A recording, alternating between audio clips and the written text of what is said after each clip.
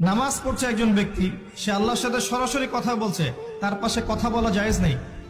এমনকি নামাজরত ব্যক্তির পাশে কোরআন তেলাওয়াত করাও জায়েজ নেই। আমি কথা কি বুঝতে পারছেন?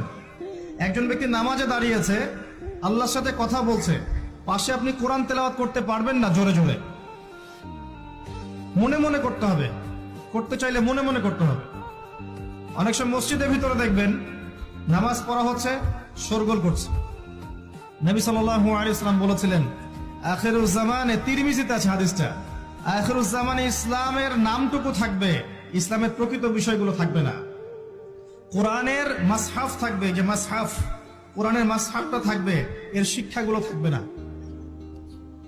মসজিদগুলো হবে চাকচিক্যময়, কিন্তু মসজিদ হবে হেদায়েত শূন্য। আর চতুর্থ লাইনটা আরো ভয়ঙ্কর।